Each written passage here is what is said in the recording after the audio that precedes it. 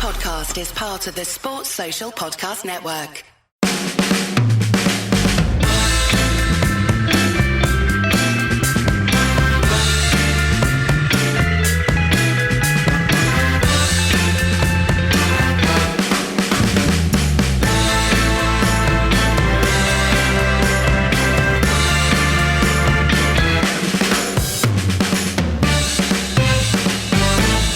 Ed. Paul. Hello. How's it going? International break's over. Man United have played. We're back doing podcasts. Hey. Yay. Oh.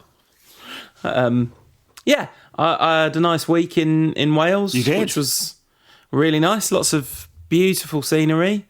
Went to the Llyn Peninsula. Don't know where that is. In North Wales. Right. So, you know, like the very top of Wales, there's Anglesey that Yes. sticks out. And then there's a bit that sticks out in the other direction. That's the Llyn Peninsula.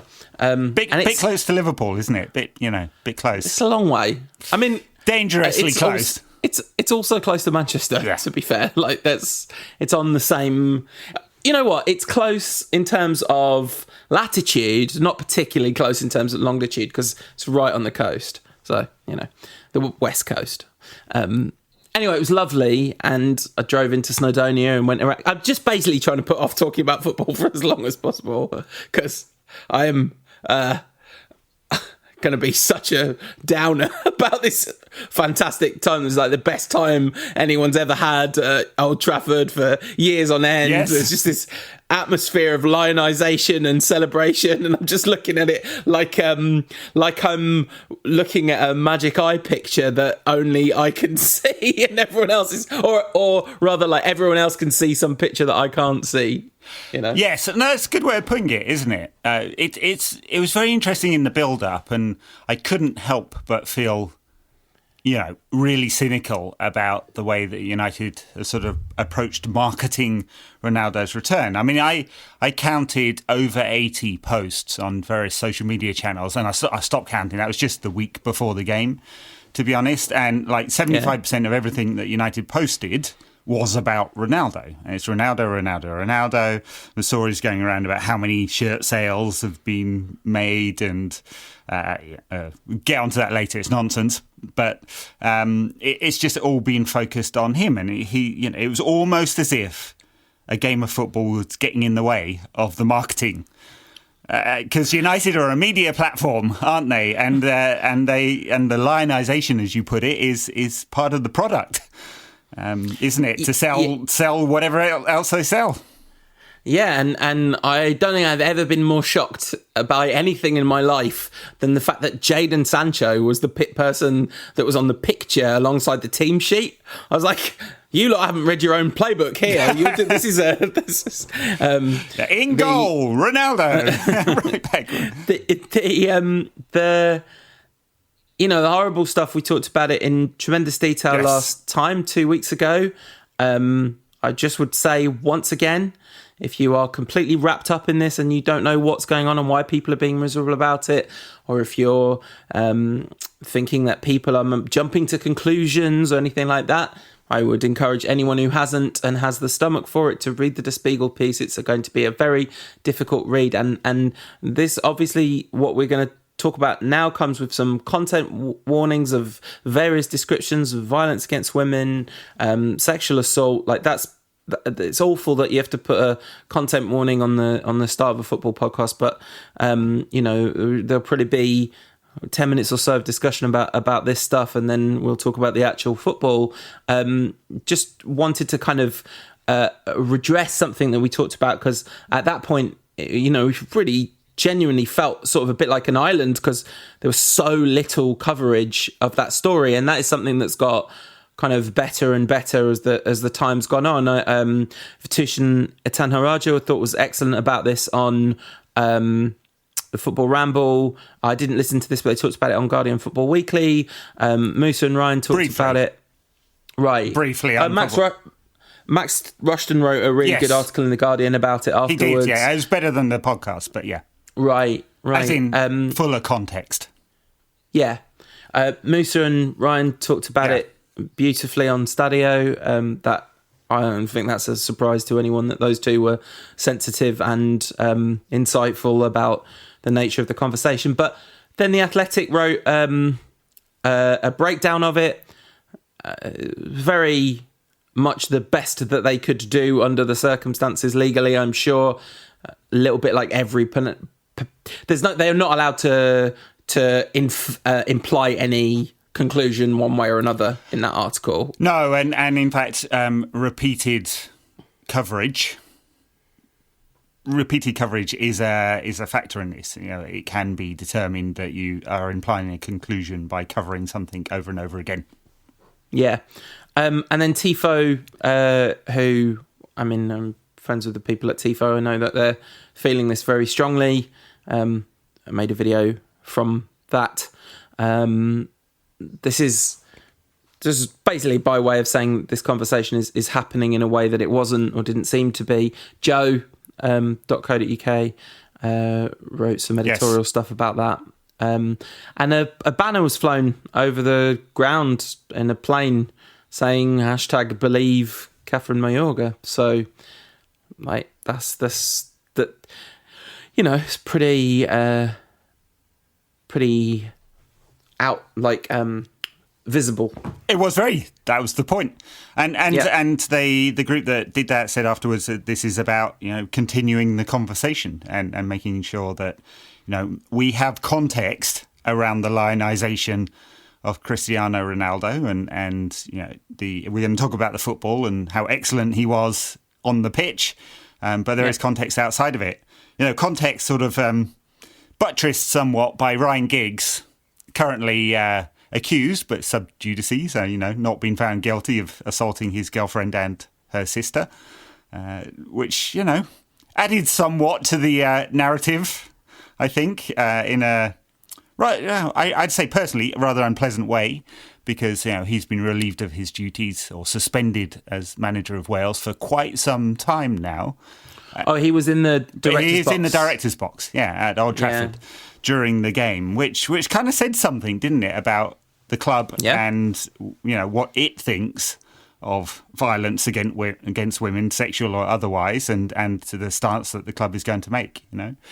And going around, and sorry, I'm rambling a little bit, but going around on social media was a conversation that Gordon Strachan had a few years ago, where he said football has no morals. We had drink driving convicts, people who've battered their wives, other violence, and we just don't care, and the clubs keep supporting them. And it's kind of, yes, Gordon, yes, that is very true.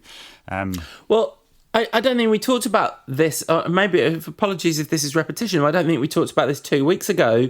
We also have to set this in the context of what Solskjaer did at Mulder, where a man who is still on the run was made captain of the club while hearings were pending.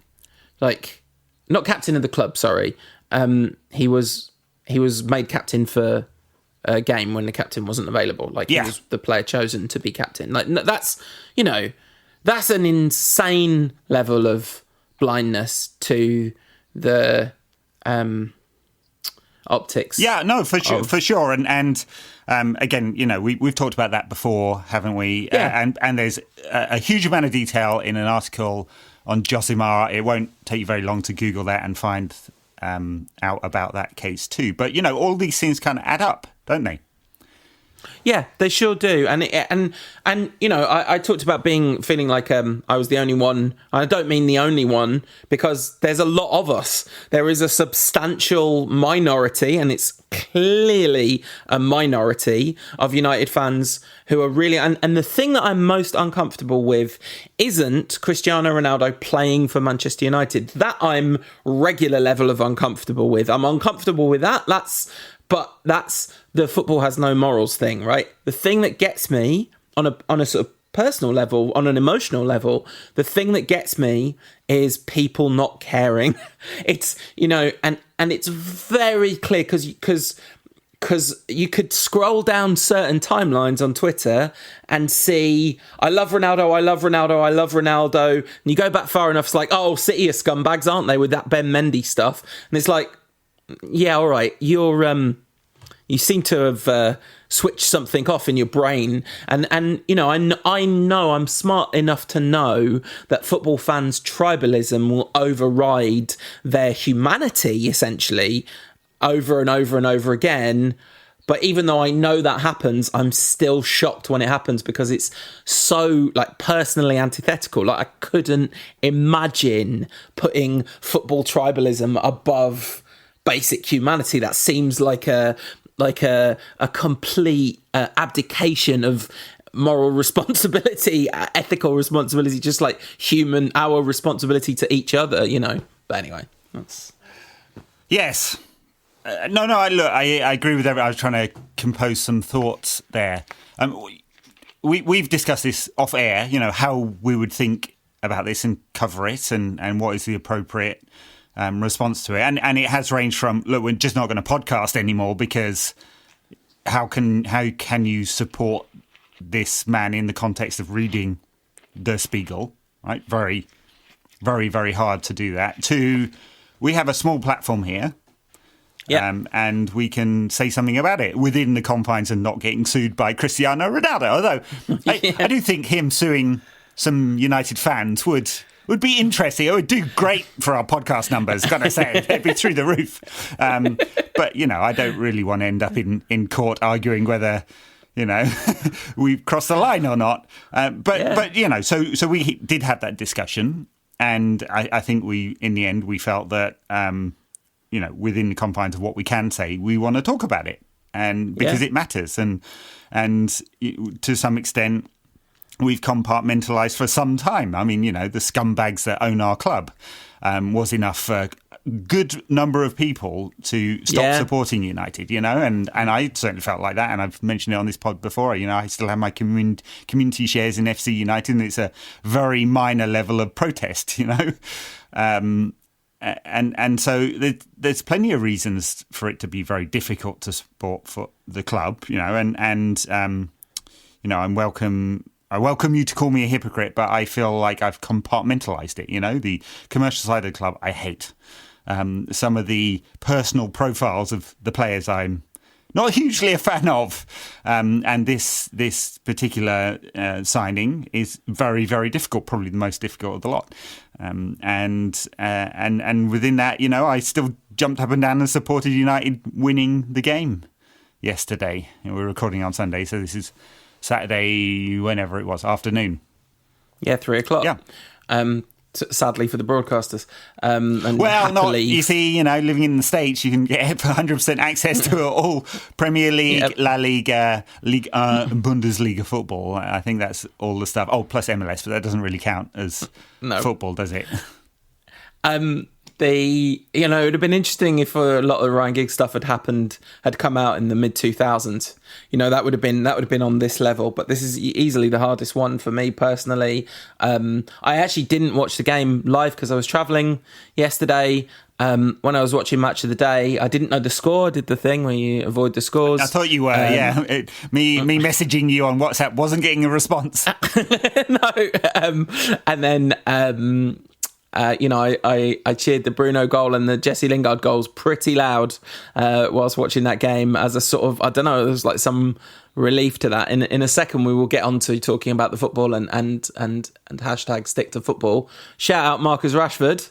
And talking of like weird moral quandaries, he's very happy that Cristiano Ronaldo's come back. But also he wrote a thing in The Spectator about why he won't stick to football, and there is a phenomenal amount of moral courage for him writing an article for The Spectator. I thought he is very, very prepared to talk to people who are not his base. Which, for sure, he's like the politician, the left-leaning politician that goes on Fox News, right?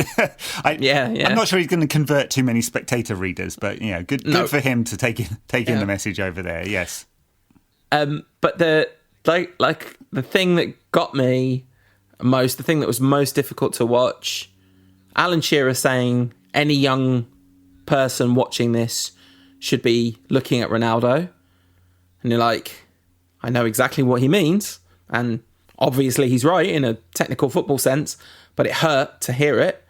And the sheer level of devotion and love from the United support for this player, which I completely understand.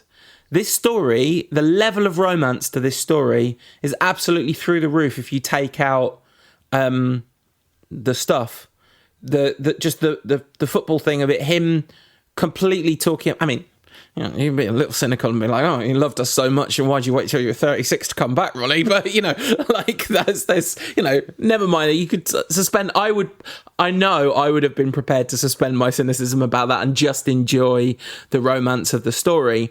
And people are bought in a very, very big way. People went to that game to sing Viva Ronaldo. Like, that's why they were there.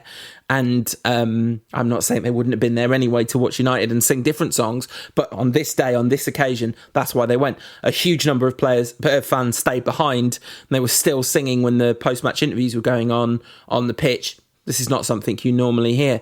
There was something intense and just in a football sense, really special about the atmosphere there, and I really felt sick. I felt like someone who, has had an awful time at Christmas and lost loved ones, and then is watching Christmas adverts. You know, that's how I felt, basically. Yes, and the level of lionisation of Cristiano at the game yesterday was North Korean levels, wasn't it? I mean, his song was sung for most of the game, and it was probably the best atmosphere. Sadly, you know, I wasn't there, that we've had at Old Trafford for some time. And, you know, it was obviously inspiring for the team. Eventually, because there was a game on in between all of this. And United were fairly ponderous in the first half. I thought they launched the ball at Ronaldo's head a bit too often. I mean, he's good in the air, but it was a bit one-dimensional, and didn't move the ball very quickly. And then, you know, I was in a bar watching it with a friend of mine, and we were commenting on just how static United's forwards were. You know, so often Bruno would have the ball, look forward, and there were, you know, 3 players not moving. And that changed after half-time significantly. You know, it's so funny because when you watch a game on Match Today, there's always this really distorted sense of what happened.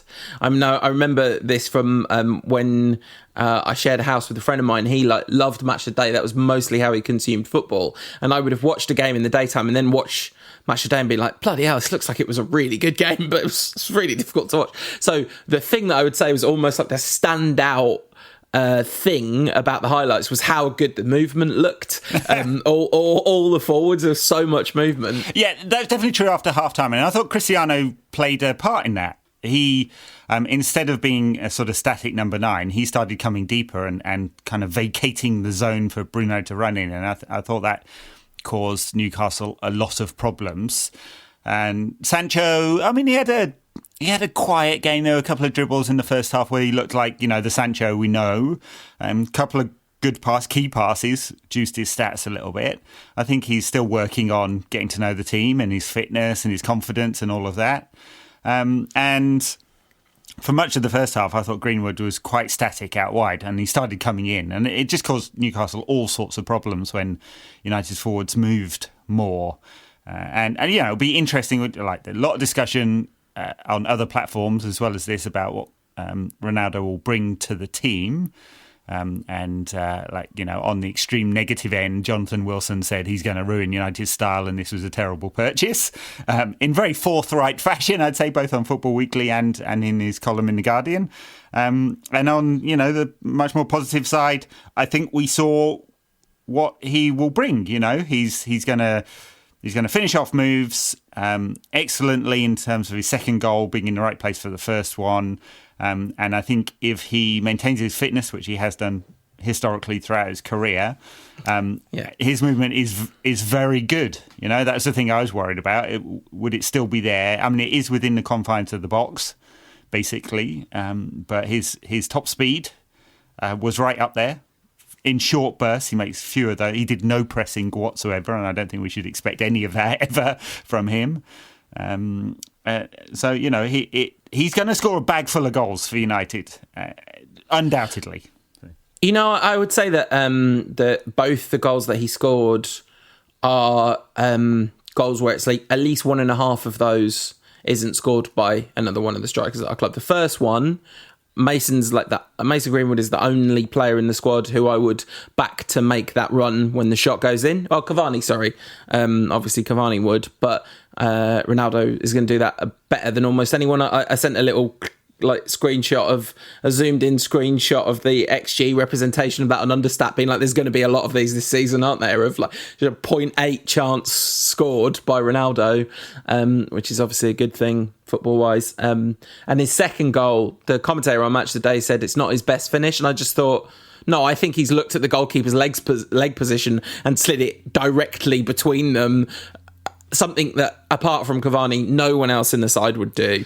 Maybe. I think he's aimed there. I think he's good enough. He's hit that clean, and it's a great place to put the shot. There was a piece on The Athletic talking about how Solskjaer used to shoot through the defender's legs because the defender will stretch to block, and he'd perfected that technique because it hid it from the goalkeeper. This wasn't quite that, but hey, 800 and something career goals. I'm going to say Ronaldo meant that, and he hit it pretty clean as well. So he's going to score loads for United, and he's going to demand to play a lot of games. And I do wonder where that leaves, not so much Greenwood, because I was worried about him, but I think within Rashford, Sancho, Greenwood, there's enough games for all of them there. I'm discounting Martial because I don't think he's going to get much of a game after this period.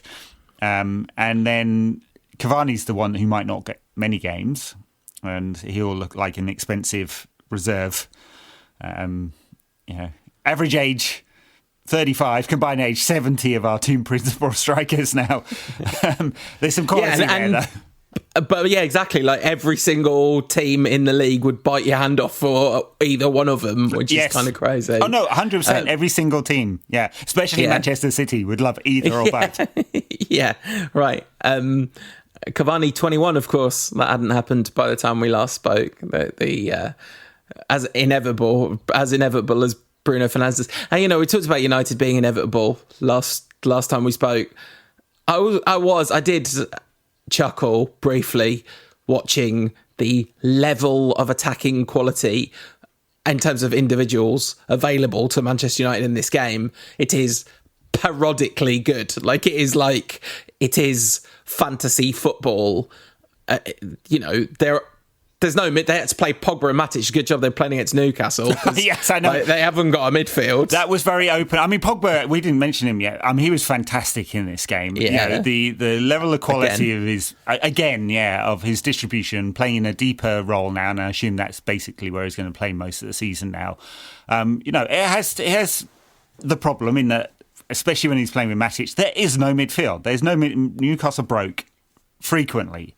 With ease, and there was no one covering, and that is a problem for United. It will continue to be a problem, but the progressive distribution from central midfield when Pogba is there is just world class. I mean, anyone can hate on him if they like. I know this wasn't a popular opinion generally, but give me another central midfielder on the planet that can move the ball as well as Pogba. I mean, there just isn't one.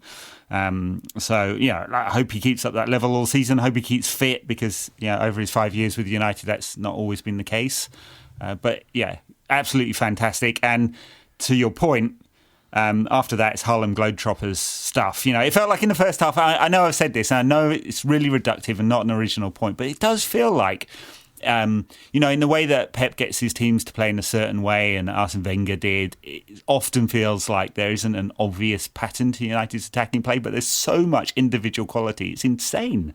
If you can't stop Ronaldo, if you can stop Ronaldo, there's Cavani, and if not, there's Sancho, and if not, there's Bruno, and if not, there's Rashford, and if not, there's Martial. You have to go or Pogba, and you have to go, or if we're really desperate, Donny van de Beek, who was outstanding in Ajax's Champions League campaign. I mean, you had to go a very long way down the list. England, United back to 11, basically, is what I'm saying. There are goals everywhere.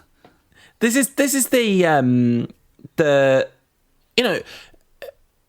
Mbappe, Neymar, and Messi is PSG's front three, and we might have a better overall attacking resources than them. Because those three are unbelievable, but there's a little drop off to the next one. Cavani, Greenwood, Ronaldo. Not that that's ever going to be the front three, but it's somewhat ridiculous. But anyway, this came really into the fore when Newcastle did exploit United's weakness. I think Varane would have been able to deal with that situation if it was a 1-on-1, but it became a 2-on-1, which even he couldn't handle. Yes, well, as Maguire dived in, I mean, he was surprisingly rash for him, because that's like, he has his weaknesses, Maguire, but it's not normally lack of composure, and he went in far too quickly. Luke Shaw covered, which he had to do because it was a 2-on-1, and then that left a gap on the left side of the defence. Yeah. No, I meant just right at the end when Varane was doing clean up. For a second, I kind of backed him, and then it was like, oh no, there's another one. Right, probably even he can't do that. Just United hit back immediately. It was a fantastic goal from Ronaldo. Well done. And then it really got good because Bruno scored an absolute banger. What a hit! Yes, that was. Pogba's that at the time 6th assist of the season. I almost thought he'd lost the ball, but he actually did really well to control it, take it past the player, and toe poke the pass and to Bruno, who. Bang! There is another Portuguese player at United, if you'd forgotten. Not Diogo Dalot. Bruno. Yeah, there's another two. There's more than one more. But yeah, I mean, Newcastle gave him a lot of room, and probably afterwards were like, probably shouldn't have given him that much room, should they? But it was nice to see Bruno score a wild goal from outside the box. Feels like it's been a while since there was one of those. But it wasn't my favourite goal of the game. My favourite goal of the game was that last one. I mean, if Pogba did well to get the ball to Bruno, still always feels weird that those kind of goals have an assist given to them. This one certainly didn't. A beautiful, beautiful pass. Move on the ball and then pass from Pogba. Really smart, sharp dummy from Martial. And an absolutely lovely finish from Jesse Lingard, and just a lovely goal all round. It was, yeah, and good for Jesse. I mean, it's going to be a really interesting season for him because it feels like he might not get much game time, but he's come on in. Is it all 4 games or at least 3 of the games now? So he's clearly in the manager's thoughts, and that's what he can bring if he's feeling happy and confident and in form. As we saw at West Ham, he can certainly score goals, and making those third man runs is what he does best, I think. When he had his big purple patch under Mourinho, that was it. And if we can get that mostly off the bench, then it's going to be a big bonus. He has, in the meantime, rejected a contract. So, and which I'm not surprised at all. You would do. You'd wait to see whether you're going to get any game time, and if you're not, he might as well leave, whether it's in January or next summer. But good for him. Donny van de Beek got 6 minutes. Didn't really do anything. Came on for Bruno, so getting a rest before Tuesday's game against Young Boys. Yeah. Poor Donny. He really should have gone in the summer. Rejected his opportunity, and now he's not going to play. Well, apparently wanted to go to Everton, was really keen, and Solskjaer wouldn't let him, which is unnecessarily cruel. Yeah, I mean, I'd understand it if Solskjaer thought for a moment that he would use Van der Beek in the double pivot, but he just won't. Exactly. He is Bruno's reserve, and to be honest, there are better options there if Bruno's not available, like playing Sancho there, who's done that for Borussia a lot. It's stylistic, isn't it? It's like there really aren't better options there if you want a proper number 10.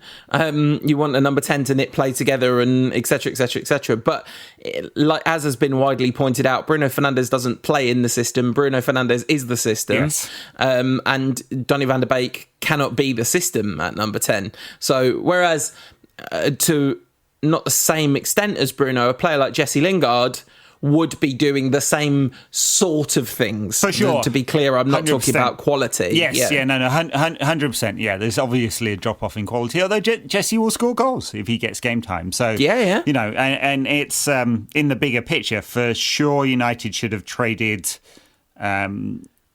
metaphorically traded Van der Beek for a defensive midfielder this summer, for sure. Had to do that. It's incredible that United didn't, given the way they structured all their fees for the players they brought in, which is hardly any outlay right now. Ronaldo on a 2-year contract, his £12.5 million fee split over 5. I mean, it's a fantastic negotiation there, I have to say. You know, I mean, that's a negotiation with people going, please buy this, please buy this, please buy this, please buy, please buy this, please buy this, because they just want the wages off the books so desperately. Right? Yeah, it's like it's nothing to do with the money coming in to Juventus, is it? They just want a number that they can tell their fans they achieved. Give him away. Yes. So anyway, that was. I mean, it was good from United in the second half, I thought, especially. I mean, the movement, the attacking options, the quality of the goals, the way they brushed Newcastle aside and pushed them back. It took a while coming, but it did come in the end. And, it's going to be fun at times, isn't it? If we're going to see that a lot. Well, this is the thing. In the football will be totally fun, and I won't have any fun. so ironic. It's like, she's been waiting for so long for the football to be fun. Now it's going to be unbelievably fun, and I'm not going to enjoy any of it. Not literally not any of it, but it's all going to have a weird vibe for me. Which, like I said, is ultimately mostly about this feeling of just not being in sync with the atmosphere around the place, which was. Remarkable. I'm sure there'll be people for whom this is up there in their all-time favourite United experiences, people that went to this match. Well, no question. That's not a speculation. There will definitely be people at that game for whom being at that game was like one of the most important things. So, yeah. And on the other hand, we have people not knowing how they're possibly going to explain the situation to their daughters or sons or, etc., etc., etc. So it's going to be a weird old season. It is. You also said you were going to come back briefly to the nonsense being talked about shirt sales, and it's not the usual nonsense. I think everyone listening to this knows that United don't make any money out of the shirt sales. About £4 a shirt. Yeah. This is a different one. This is the actual numbers being reported of shirt sales. It was widely sort of reported and tweeted. I'm not even going to mention who did it because it was obviously for publicity that something in the region of £190 million worth of shirts had been sold with Ronaldo 7 on, which would be about 90% of normal shirt sales. And given we are a month into the season and most of them come in the first few weeks of the new shirt being sold, represents just a massive uplift, unprecedented, never seen before. Didn't happen when Neymar went to Paris Saint-Germain, didn't happen when Ronaldo went to Juve type uplift. I don't believe it. It's not true. Anyway, whatever. It's not a big deal, but I think Laurie Whitwell at The Athletic had some inside info, which is basically United don't believe they're going to make the money back, given the level of his wages and the small fee. It was about other stuff, which, in a wider context, is exactly what a football club should be. Damn right. I'd like to see the money on the pitch and all of that. Exactly. Yep, exactly. There any off the pitch stuff we need to talk about? I mean actual news. I don't think so. I think this was no. That's pretty much covers it. Yeah, no, no, we can talk about the women's team briefly after this. Regarding United, no, I don't think so. The window closed since we last talked. There was nothing major happened apart from, the big one. Jesse Lingard scored for England. Yeah, good for him against Andorra, I think, if I remember correctly. Anthony Martial scored for France. He did. First goal for France for 5 years, which sounds bonkers, doesn't it, for a player of his, quality, at least theoretic quality. Nice for him, really nice for him, given everything. Really nice for him. Kind of show of faith by Deschamps, because it's not like he's done anything really to show that, but he probably would have been in the France squad at Euro 2020 if he hadn't been injured. And obviously in Deschamps' thinking, they've got some quality up front, in France. But a different type. Pogba was excellent. I saw one of the France games. England over the international break, they were very, very good in Hungary, and You know, talking of horrible things. Yeah, we could just let that one. What's they say in baseball? We'll let that one go without swinging at it. Yeah, very unpleasant. That was very unpleasant. Afterwards, Southgate. Just a brief mention of this, since we're on the topic. Southgate said we've got to get our own house in order first. Which, you know, I think if like, that's not the first reaction. I think it's right. You know, there is a problem with racism in football and society generally in England. And so that's okay to say that. But it didn't half feel like whataboutism as the first thing you say. Really? Yeah. Because I thought it was like quite bold for Southgate to not just do the, oh yeah, you know, these Eastern European countries are so racist thing. I agreed with that, but then it was basically his first response. And, you know, so I think, you know, the first response is, it's not like these Eastern Europeans are so racist. It's, why is it the Hungarian FA, the Hungarian government and UEFA and FIFA in this case allow thousands of black-shirted, with all the context that means, Nazis into their ground to chant Nazi racist stuff? Why is that okay? You know? Yeah, it's not. It's not. So that's the context. Southgate didn't say that.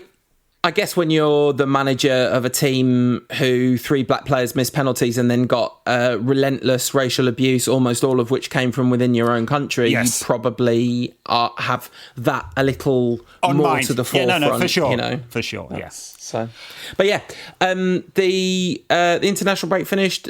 United's women played today. They beat Leicester. Looked like there was a really unpleasant injury to Millie Turner, the defender, which is a real shame. It's kind of interesting because we haven't spoken about the women's team, have we, since they've come back? I mean, they lost 5 players over the summer, including Tobin Heath and Kristen Press. Heath especially. Tobin Heath's gone to Arsenal, right? To Arsenal, which kind of says something, boo, and says something about equality.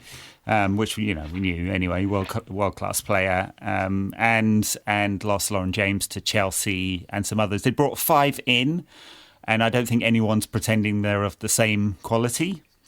And so, you know, while Mark Skinner, the new manager, has talked about getting into the Champions League, I think it would be, from here, quite a big surprise if that happened. There are 3 places, and United finished 4th twice, and it looks like they're not as good. Whereas the City, Chelsea and Arsenal have strengthened considerably. So, you know, but won their first 2 games, beat Reading on the opening day and Leicester today. So probably the best of the rest, although I think Everton especially are looking at pressing them for that 4th place. Yeah, and don't certainly claim to be no kind of expert in women's football. Well, I certainly don't. There's no type of football in which I claim to be an expert, but I know even less about a huge amount less about women's football than I do about men's. But generally speaking, I would say by reputation, Mark Skinner is not Casey Stoney either, in terms of his reputation as a kind of inspirational leader that's going to get more than the sum of their parts. I mean, obviously, Casey Stoney built that reputation at United to a large extent, but you know, it would be a surprise if he's able to get as much out of the collective even, and it isn't as good a collective. Yes, and his record is mixed at Birmingham and then with Orlando Pride. And Casey Stoney, of course, has gone to NWSL. Swapping places. Not same club, but anyway. So that's the Ronaldo, Newcastle, the women's team covered. United have a game coming up. 2 games this week. Yes. Back to the Champions League's back. Whoa. The champions. And we play young boys, which is, you know, always what it is. But so many puns available. Young boys playing at the Wankdorf Stadium. Uh-huh. That's just a fact. There's nothing you can do about that. It's just a fact. That's the fixture, and Ed's gonna say it on the podcast because you have to. It's going to be really interesting to see what Solskjaer does. I'm pretending that I can bring myself to care about this. I'm so disconnected from this. As we talk about this, I'd normally be like really genuinely quite intrigued, but all I'm thinking is I couldn't care less. I could not care less. But for the sake of putting on a show for the people, it's going to be interesting to see what Solskjaer does in terms of rotation. This would seem to be a game where he wouldn't necessarily have to play his first 11, but last season he played Bruno Fernandes for 45 minutes in a literal dead rubber. Yeah, no, he's going to play a strong team. I don't know. There might be changes, but there won't be many. And given that United didn't make it out of the group last season, he's going to play a strong team, and United should play a strong team because it's so important. I mean, the pressure's on if you don't win this game, and young boys are not going to be one of the stronger sides. It won't surprise anyone if I say I don't watch a lot of Swiss football. Sorry, they qualified by beating Hungarian champions Ferencváros in the playoff, and CFR Cluj before that. Who've had a fair bit of Champions League experience themselves. I think we played them a few years back, didn't we?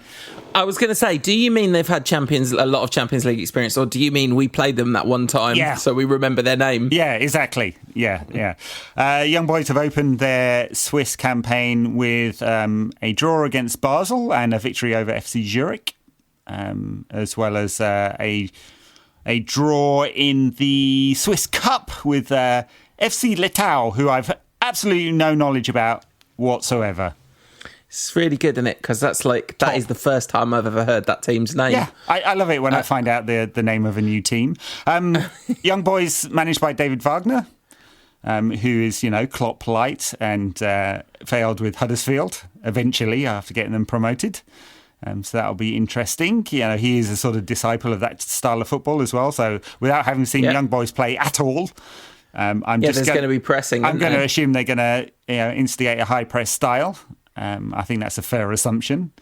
But of course, United are now actually very good with the ball at the back, so I'm not so worried about it because everything that Rafael Varane has done so far at the club has been very high quality. The thing is, it's not them. That's not the place where the pressing's a problem, is it? No. It's the two in front of them that are going to be just a little pressable. So, where are we at with? Oh yeah, we talked about the international break and didn't talk about the game that was stopped by members of the civil service. Whose tweet was that? Nick Miller's, I think. It was a fantastic tweet saying more games should be interrupted by members of the civil service. That is a truly unique moment in world football history, isn't it? Yes. Lionel Messi arguing with a couple of health officials about why they'd come on to stop a game that was in progress. Amazing. But Fred was in the squad yesterday and, theoretically had been released by Brazil, but still wasn't picked. I mean, I don't know whether it's just all the travel and the emotional baggage around that game that was the problem. But I wouldn't be surprised if we saw Fred, away game, Champions League, pressing style, bit of energy. Scott McTominay is very close to being back, Solskjaer said. He wasn't as part of the squad yesterday, but he's basically back in training after his groin operation, which is very good because I think Scott McTominay is going to have to be very good this season if that midfield is going to function. So I don't know whether we'll see Fred plus Pogba, or I don't think McTominay's ready. I don't think Solskjaer was hinting that he'd be ready for this game, or Fred plus Matic and shift it around a little bit. But, I'd be surprised if we see Matic and Pogba again for an away game in the Champions League. Unless it's, we'll score more than one more than you football, which it could well be as well. Yeah, it could be. I just looked it up, by the way. Young boys have won the Swiss League for the last 1, 2, 3, 4 years, which is there's a lot of league title wins in a row. But I've just looked through their squad, and I'm pretty sure I've never heard of a single one of their players. Maybe one rings a bell from the Swiss national team, but we really are talking about a lot of players I've never heard of. I'm not saying that means United are going to win, by the way. Talking of people we've never heard of, I've never heard of the manager of the next team we're playing against, or at least I've attempted to strike him from my memory as we follow up a trip to Switzerland. We follow up a trip to the young boys with a visit to a United old boy.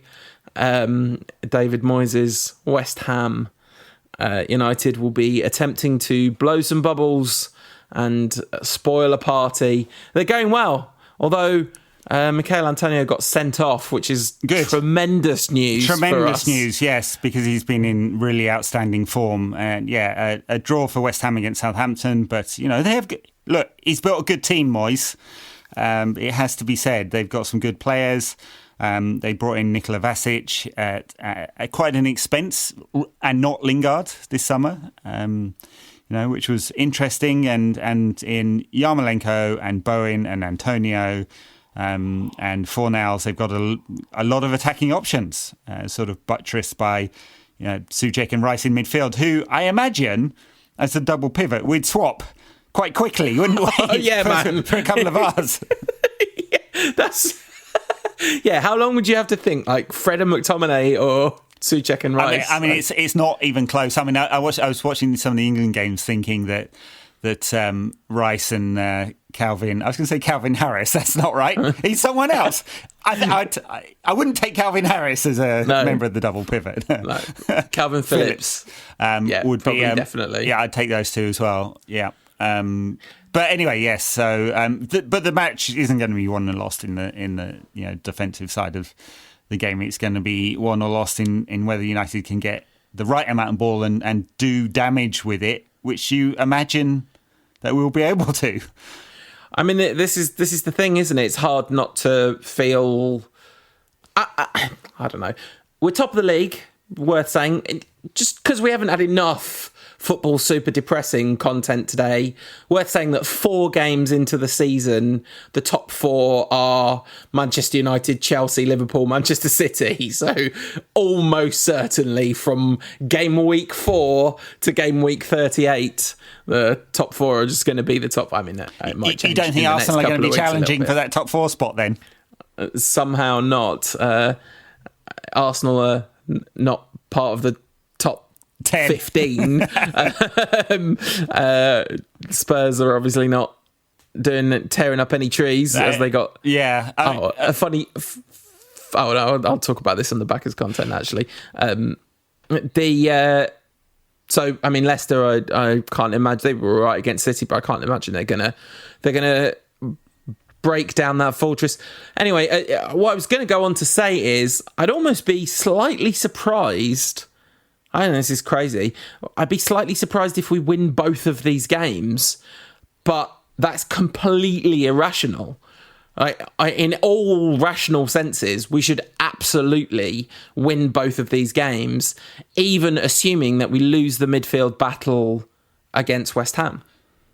Yes, I think it is rational to say. I mean, obviously West Ham, 2 wins, 2 draws so far, there, and a good end to the season last season. Good quality squad. They are 6, 7, 8, that kind of thing. They're looking to get to at the end of this season. At West Ham, that's right. It's at West Ham, and then the cup games at Old Trafford, right? Exactly. We're playing back to back. Yeah. So you would say all the factors point to this being a difficult game for United, but if you can get Pogba on the ball, controlling the game, and then get United moving ahead of them, I don't see how they stop us scoring. I just don't, So yeah. No, the only thing is that is a somewhat big if. Sure. If you can get Pogba on the ball, controlling the game, because he will be under a phenomenal amount. I mean, that'll be one of the better midfielders midfields he comes up against this season, in terms of the type of midfield that are going to make his specific job difficult. The only thing is that'll then create a load of space for Bruno and et al. Yes, so, yeah. And I think who is alongside Pogba really does matter, because Fred will do a lot of the dirty work. He's not good with people running past him. He's not. I don't know why. I thought you were going to say he's not good with people. Yeah. I was like, oh, listen, that's harsh. It is harsh. His 2 big weaknesses are, not that he lacks pace, it's just awareness of what's going on around him. He's just not a natural defensive midfielder and used to the ball. He makes lots of defensive actions though, and right up there. So if he can do that and get the ball to Pogba, then United have some semblance of control in midfield. And from there, loads is going to happen. And I imagine that West Ham will play, a little back-footed and let United have a fair amount of the ball. And then just try and defend with Souček and Rice in front of a back four. I know he's gone between 3 and 4, but it looks like he's playing a back four at the moment, Moyes. And that will look like the pattern. So, hey, I'd be happy to predict 2 wins on the basis of nothing except for, it's the Swiss champions in the Champions League, and that United, if they bring that, second half against Newcastle to West Ham, should have too much. Yeah, I mean, I almost want to apologise to everyone for saying this, and I'm certainly not trying to be a downer or not trying to, definitely not trying to influence how anyone else feels about this. This is just like one of the things we do on this show is talk about how we feel about things, and I care almost not at all, which I'm sure that won't last. I'm sure there's a shock to all of this, which is kind of being percolated through and kind of worked through. But it's fascinating just thinking, like, if I had the choice and we weren't doing this next weekend, I definitely wouldn't watch either of these games. Like, definitely. As it is, I almost certainly will watch both of them, But it's just a very strange position to be in, to be like, oh, yep, United are probably going to win 2 pretty big significant games this week, because realistically that game against West Ham is a upper mid-tier Premier League challenge level away at West Ham. That's one of the more challenging fixtures of the season, where we could be in a conversation for the league title, and the Champions League is our first game back for since December last year, and we didn't get through the groups last time and all that stuff. There's a lot riding on this, but it's like, yep, I'd rather do almost anything else than engage with this stuff. So, sucks. Yes, you're going to have to engage in some cognitive dissonance, I'd say, over the course of this. I can't do it, though. I can't do it. I've never been any good. I can't watch Woody Allen movies. Do you know what I mean? Like, I've never been able to do it. So it's just going to have to be. Some good movies, though. Good, it's... Sure, but... That's exactly. I mean, they were literally my favourite movies. So it sucks. This was my favourite team until like 2 weeks ago. I made a small donation to a charity in Birmingham called the Rape and Sexual Violence Project, which is an amazing charity that provide pretty long-term counselling and support for people who've been affected in various different ways by those kinds of experiences. And the only reason I'm talking about this, because this is not like look, I gave money to charity. I felt really weird posting about it, but I posted about it just to see if other people might think, oh yeah, that's a good idea, I'll do that. And then a number of people reached out to say that they'd done the same on the same basis. I know Carl quote tweeted the story about Ryan Giggs being in the director's box at United with a link to how to donate to Women's Aid. There's there are positive, proactive things that you can do if you're uncomfortable with these situations. As always, you can support the people that need the support. So yeah. Well said. Back us on Patreon. No, yes. Stop giving the charities. We're more important. That was a weird segue, because I'm about to say Patreon. Back and stay tuned. We'll talk more about football elsewhere, and everyone else. We'll see you next week after a couple of United wins. I'm predicting 2-1, and no, I'm predicting a frustrating 1-1 draw in the West Ham game and a 2-1 win against Young Boys. All right, I think we're going to beat off Young Boys at the Wankdorf Stadium. So I'm going to go for a 3-0 win there, and 1-0 at West Ham. Yep. Love this show. Love doing it. See you next week, folks. Bye now.